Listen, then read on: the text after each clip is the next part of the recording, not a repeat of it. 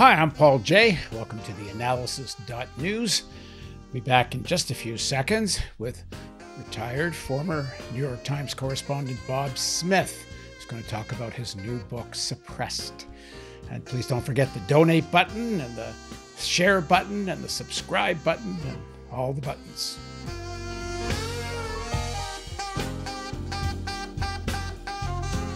Bob Smith has written a book titled Suppressed: Confessions of a Former New York Times Washington Correspondent. Smith writes, this is a story of when innocence meets reality and when bias makes its way into the most respected of journalistic temples. Smith says that bias continues today. He writes that the Times lost its impartiality when confronted with the challenges to objective journalism presented by Donald Trump. He also says the Times failed to report on Watergate and refused to cover the My Lai massacre in Vietnam.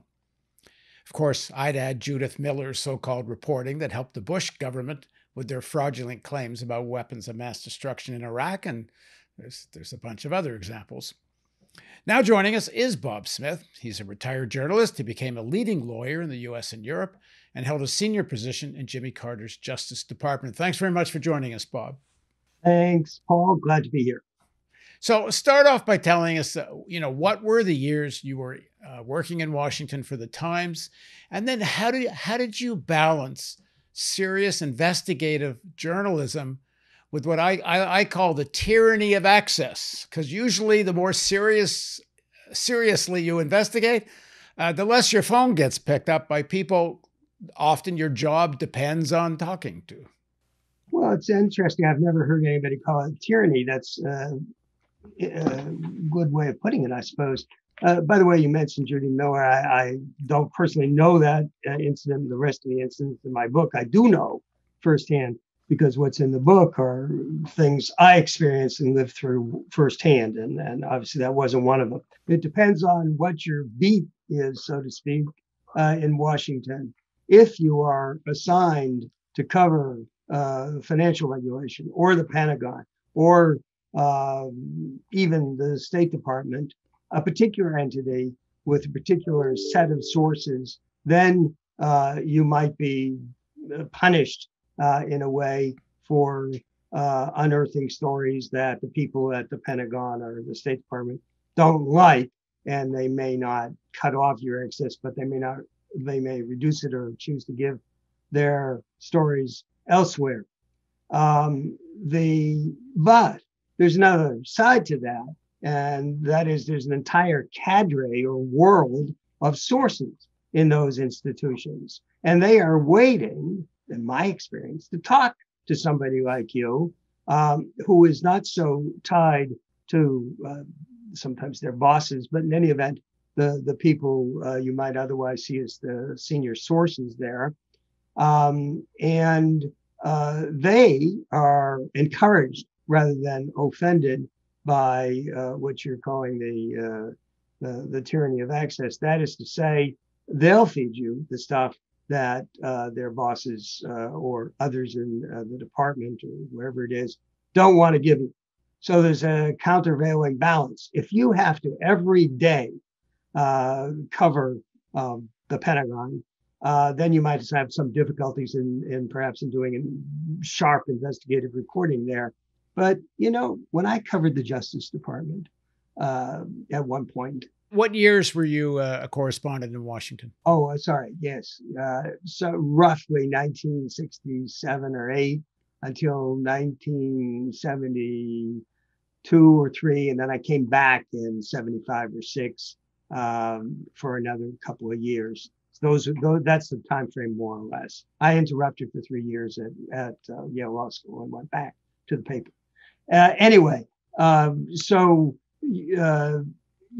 is a countervailing and much more important cadre of folks who would be willing to talk to you, especially if you'd shown some initiative and steel or whatever one calls it, and reported on the things that the department or entity didn't want you to.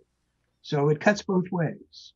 I'll tell you, for example, in the book, I talk about the fact that I covered the My Lai massacre I broke it at the same time as Cy Hirsch. His story first appeared in London. The next day, might appear in the New York Times. And I say with regret, because I liked the reporter and he was a really nice man. The Pentagon reporter for the Times, who sat next to me, 4 feet away or something, would not write or did not write about the My Lai massacre all the way through when I was covering it. He covered the first thing he covered was a news conference by the Pentagon when it was releasing its own internal investigation of the massacre, the so-called Piers report. And don't misunderstand, I'm not blaming him individually or personally, but that's what's happened when your job is to find out what's going on in the institution. As you point out, there's some risk in offending the institution. I got, Paul, one really good break. I didn't realize when I got it. I was asked to come down to Washington to interview with the bureau chief and the news editor, the Washington Bureau of the Times. They took me to lunch at this place next door to the bureau. And when I was there, they said they were looking for somebody who was not tied to a particular, who wouldn't be tied to a particular institution or beat as everybody else was in the bureau. And I have the feeling they were looking for a youngster who was fresh to it. And that was certainly me. And I was naive, because who would go into an interview with the Washington bureau chief of the Times and say somewhere along this pub meal, I'm not very interested in politics. I just sort of need to be upfront about that. I mean, what worse thing could you say? But it was honest. And they hired me and moved me down from New York. And so I had the advantage of not being tied to a particular institution. And just to explain to people, tied to a particular institution meant Justice or Pentagon or White House. So you could write about whatever you wanted to. Or where the action was, so to speak. Not exactly later on what I wanted to, but at the beginning, it was more, what was happening here, there, or what reporter was on vacation from the State Department, that sort of thing. Yes, that's right. But I did not have to curry favor with the people who were handing out the news in the State Department. So did you ever ask this guy why he wasn't covering My Lai? No, I thought I knew why. I was covering it, and didn't therefore matter to the readers, which is the whole point. But in theory, such an important story, you're covering the Pentagon, you should be doing it. So he's not doing it because he doesn't want to piss off the Pentagon. Can't read his mind, but he didn't do it for months. And that's the time of the Vietnam War, where I don't know if there's ever been more lying than during the Vietnam War coming out of the Pentagon. Right. Yes, that's true. But when I was at one point I was assigned to cover the Justice Department, and I regarded as covering justice. My concept of the beat was that I was covering justice in the United States, not a building, not a cadre of people in this building in Washington. First off, because I didn't think I would get much news that way by sitting around a newsroom in this building. And secondly, because it's too narrow a definition of what you're doing. And thirdly, it makes you focus on the wrong folks in a way, if you're focusing on just the people sitting in that building. And fourthly, it leaves out what J. Edgar Hoover, of all people, called SOG, that is the seat of government, the contrast between the seat of government and what was happening actually in the field. So I was free. If they were saying something about justice at Justice or at the White House or wherever, I could take what they were saying and then go out to Kansas City and see if it had any relationship to reality. So again, I say your view is correct and it's dangerous. It's the way it is. Now, this is what I've always thought is interesting about the New York Times, is they'll have someone like you who will do investigative work, they'll publish it, even though if it goes against the grain of what official Washington wants. On the other hand, they will let this guy at the Pentagon act like a stenographer for the Pentagon. And the way Judith Miller was, I keep bringing it up because it's a more recent example and it helped lead to the Iraq War. But it's not just the Judith Millers of this world. It's almost the majority of the press corps that is institutionally bound and is so concerned about access that they do wind up becoming stenographers for the official line on stuff. And until you get some Snowden breaks, these videos of what went on in Iraq. It's not like you're a guy who's covering the Pentagon and won't cover the My Lai massacre. It's not like your editors didn't know he wasn't doing it. But they had me doing it. Yeah, but I'm using that as an example. There was a whole whack of other stuff that I completely understand. The reader still got the story. Yeah. I got it.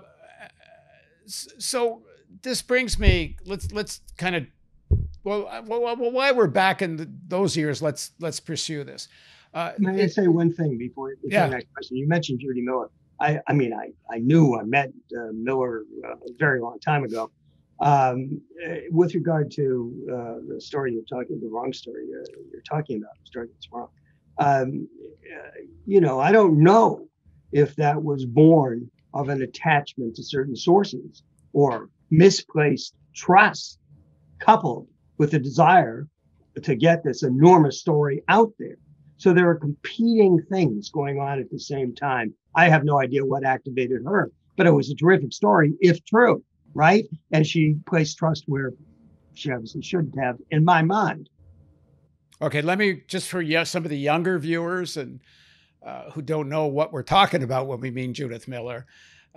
So Judith Miller was an important journalist for the New York Times and started reporting, quote unquote, on weapons of mass destruction in Iraq and essentially repeating what she was being told by Dick Cheney and Rumsfeld and the Bush administration, which was all a bunch of BS. And frankly, I mean, I was running a debate show on Canadian television at the time, and we had guest after guest on the debate show saying this is all BS. Hans Blix, the UN inspector, was saying it's BS. He kept saying over and over again, if you know where the weapons are, tell me, I'll go look.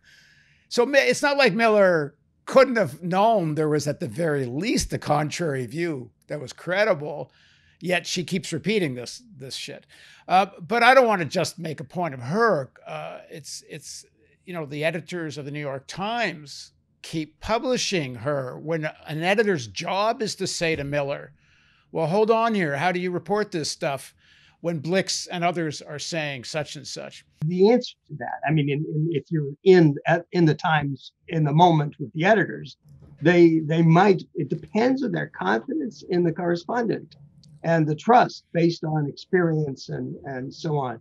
So they might say to Miller, well, listen, there's a lot of disagreement on this point. How certain are you of your correctness? How sure are you of your sources? How many sources do you have? What level are they at? And this dialogue would take place. And obviously she had misplaced great confidence in her sources. But I just didn't want to let the point go without saying there is a sort of internal testing, but it relies at the end of the day on your confidence in the correspondent who's covering that stuff. Okay, you're very generous. I go the other way. I think I look at the New York Times editorial policy like a hedge fund. They'll have certain reporting that will say this, but they'll hedge their bets and make sure the officialdom line also gets reported. And this is what's interesting, I think, what happened with Trump. And you make this point, but well, actually, let me read a piece from how you close your book here. Let me get this in front of me. You close the book, you write this: I'll let the New York Times have the last word. This is Bob Smith writing. This is what Peter Baker wrote in July 2019, an article on page 1 labeled News Analysis, Washington. President Trump woke up on Sunday morning, gazed out at the nation he leads, saw the dry kindling of race relations, and decided to throw a match on it. It was not the first time, nor is it likely to be the last. He has a pretty large carton of matches and a ready supply of kerosene. And then that's the end of your quote, and then you write, "This was not an editorial, it was an article." Who is Baker? He's not a member of the paper's editorial board, the part of the paper that is permitted and paid to voice opinions. No, he's the Times chief White House reporter. And that ends what you were writing. But I'd argue most of mainstream journalism's objectivity was a pretense long before Trump. That with Trump, the need to compete with the Fox business model, they dropped even the pretense. Was there ever a time where the New York Times was without such bias? And this speaks to what we're talking about, that even if they allowed people like you to report on the My Lai massacre, the overall editorial direction, guidance, decision-making had a whole lot of built-in agenda and bias. Well, less than now. This is an age where I don't live in the media world. I went on to be I had different careers after journalism, and then the most recent for decades here and in Europe was as a mediator, commercial mediator. But, clickbait, the digital era, the fight for every single click, this sort of stuff. And it's very interesting because you mentioned the I was nice. I assure you, the New York Times now does not find me nice. They are not saying this is an important book, read it sort of thing, because it's critical of the paper. Who's, by the way, the readership of the New York Times, if you look at the statistics, is 92% Democratic.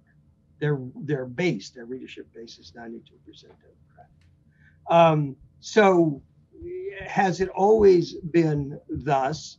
I don't know, but there are degrees here. Do reporters have their own values? You bet.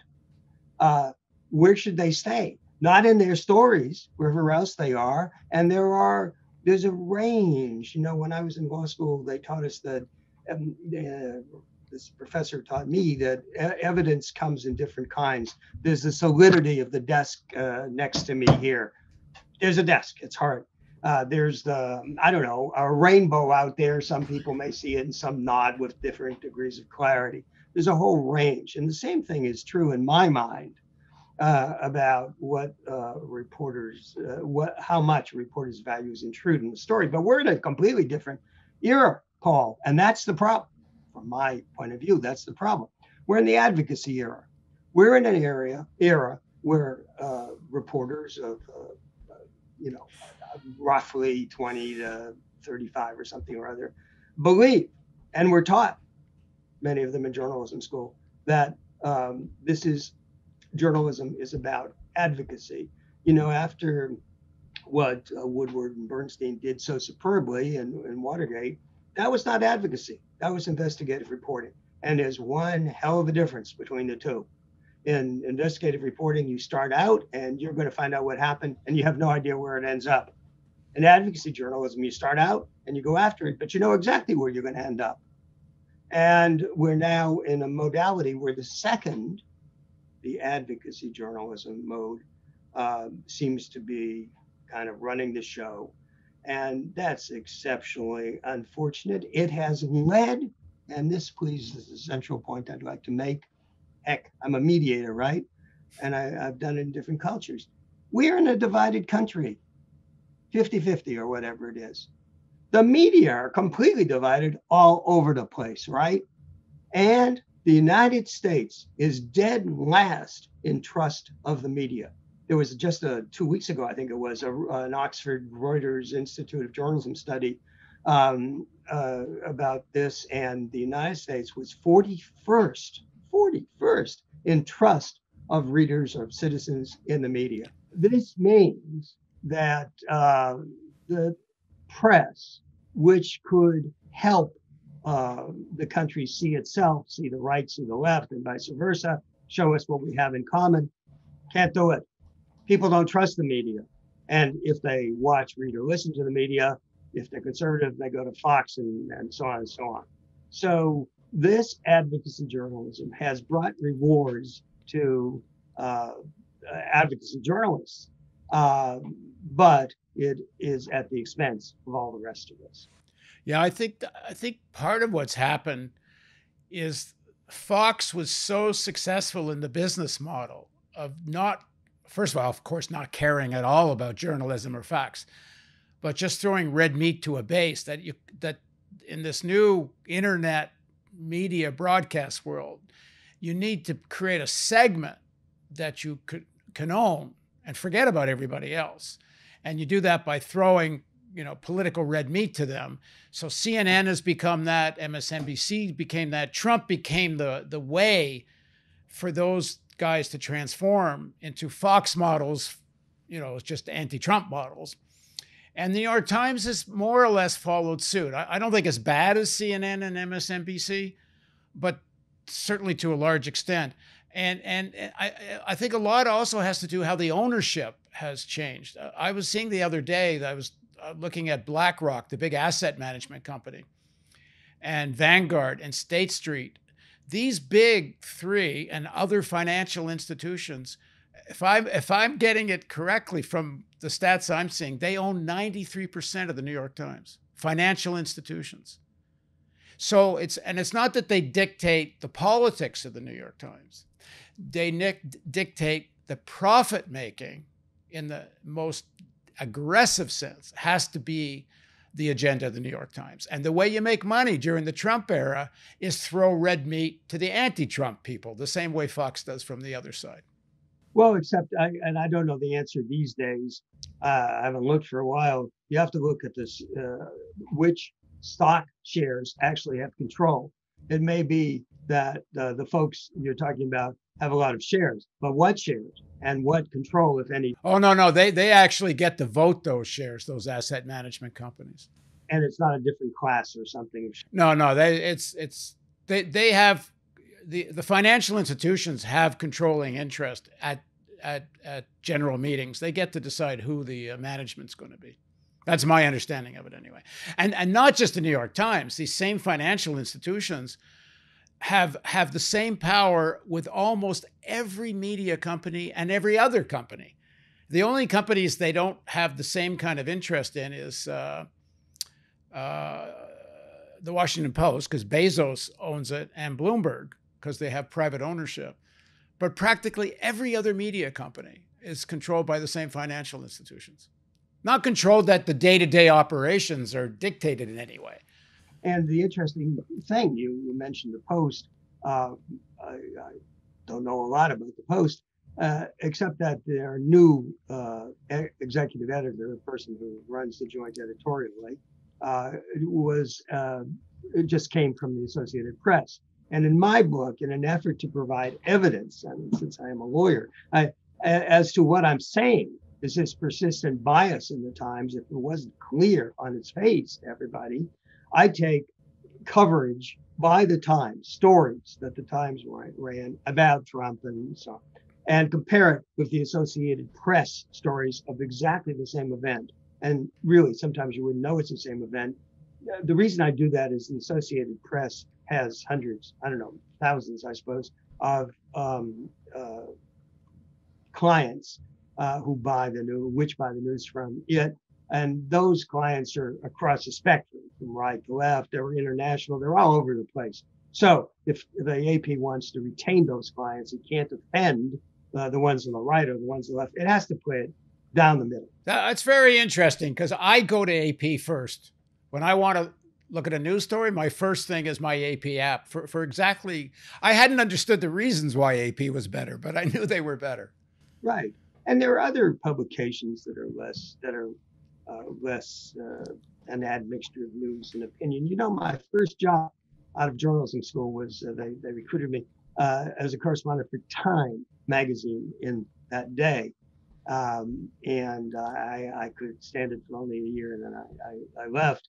But I left because of this undifferentiated admixture of news and opinion.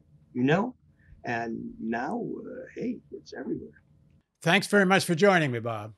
And please join me for part 2 with Bob Smith as we continue our discussion about his book, Suppressed: Confessions of a Former New York Times Washington Correspondent. Please don't forget the donate button, and subscribe and share, and all the buttons. We can't do this without your support.